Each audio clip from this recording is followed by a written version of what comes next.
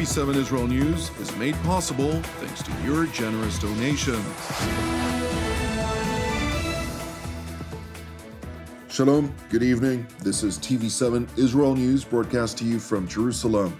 And in today's top stories, Israel congratulates U.S. President Donald Trump and the American people on the inauguration of the 47th President of the United States of America. U.S. President Donald Trump expresses doubt over the sustainability of the hostage release deal. UN Secretary General Antonio Guterres stresses his belief that the future of Lebanon is in the hands of the Lebanese Armed Forces.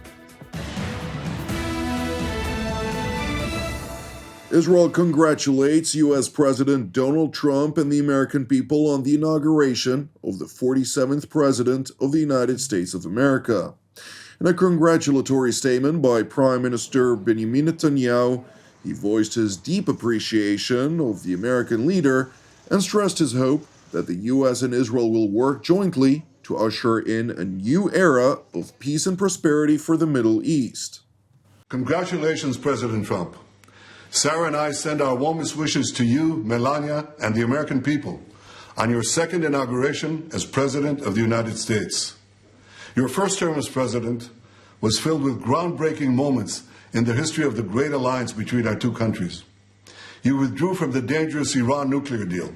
You recognized Jerusalem as Israel's capital. You moved the American embassy to Jerusalem, and you recognized Israel's sovereignty over the Golan Heights. You also brokered the historic Abraham Accords, in which Israel made peace with 4 Arab countries. I believe that working together again, we will raise the U.S.-Israel alliance to even greater heights. I'm confident that we will complete the defeat of Iran's terror axis and usher in a new era of peace and prosperity for our region. On behalf of the people of Israel, I also want to thank you for your efforts in helping free Israeli hostages. I look forward to working with you to return the remaining hostages, to destroy Hamas's military capabilities and end its political rule in Gaza, and to ensure that Gaza never again poses a threat to Israel. I'm sure, Mr. President, that under your leadership, the best days of our alliance are yet to come. After the presidential inauguration in Washington, D.C. yesterday, President Trump signed dozens of executive orders as a first step to fulfilling his campaign pledges, during the course of which he was asked whether he would push Saudi Arabia to normalize its relations with Israel. I don't think I have to push him. I think it's going to happen, but maybe not quite yet. But they'll end up being in the Accords, the Abraham Accords. President Trump, I think Saudi Arabia will end up being in the Abraham Accords. This year? Could be, but soon. President Trump was further asked about his degree of confidence regarding the sustainability of the ceasefire deal vis-a-vis the Gaza Strip. I'm not confident. That's not our war, it's their war, but I'm not confident. But I think they're very weakened on the other side. Gaza, boy, I looked at a picture of Gaza. Gaza is like a massive demolition site. That place it's really got to be rebuilt in a different way. Do you plan to help in rebuilding Gaza? I might. Gaza is interesting. It's a phenomenal location. On the sea, best weather. Everything's good. It's like some beautiful things could be done with it, but it's very interesting. But some fantastic things could be done with Gaza. How do you see the future in governance for Gaza? Well, it depends. I can't imagine you could have, you certainly can't have the people that were there. Most of them are dead, by the way, right? Most of them are dead. But they didn't exactly run it well. Run viciously and badly. So you can't have that.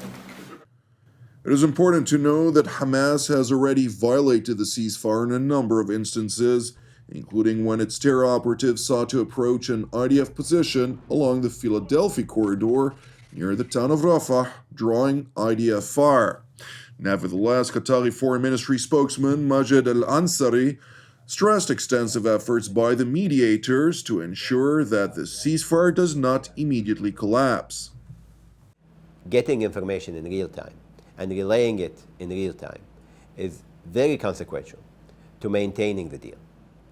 If there is any breakdown of communication throughout, this would risk the whole deal collapsing. And this is why our negotiators are constantly engaging with their counterparts on both ends and making sure that they have the information in real time and assessing that information, validating that information, relaying it to the other side, whether it has to do with aid going in, it has to do with displaced people movement, it has to do with troop movement on the ground, with clear skies, with the exchange of prisoners and hostages. Communication is the key word here to make sure that we maintain the momentum that has been started by the ceasefire. Al-Ansari went on to highlight that Doha has worked to apply significant amounts of international pressure on both Israel and the Islamist Hamas to uphold the deal, irrespective of the Palestinian terror group's repeated violations, hoping that it would pave the path to an end to the war. We have, of course, an incoming U.S. administration. So Envoy Witkoff, who was very instrumental in getting the deal through, will be part of these negotiations, of course, and others from the Trump administration as we go on forward. And the other teams will be discussing all the details. We want to apply as much pressure as possible from the international community to make sure that both sides go to second phase seamlessly. We don't want to see any break between phase 1 and 2. We don't want to see any breakdown of the negotiations that would lead to a resumption of hostilities. And this is why we need to work very closely with our partners in the mediation, with the parties of the conflict, and with the international community to make sure that the pressure is there, the momentum is there, and that we are paving the way to phase 2 that will hopefully mean the end of war. Meanwhile, in Israel, relatives of the 3 released hostages held a press conference, during the course of which they urged all those who've worked tirelessly to exert pressure for the return of the hostages, including President Donald Trump, who is regarded as the one who made the current deal possible, to ensure that all of the 94 hostages, after 473 days in Hamas captivity, will be released.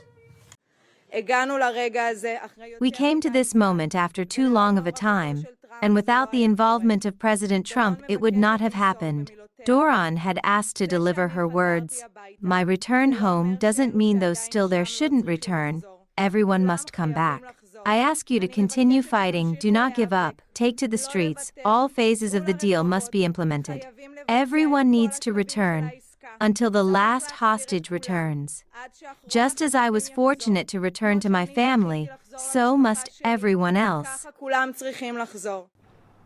Meanwhile, in the northern West Bank district of Samaria, the Prime Minister's office announced that on the directive of the Security Cabinet, the IDF, the ISA, and the Israel Police have today begun an extensive and significant military operation to defeat terrorism in the town of Jenin, dubbed Iron Wall.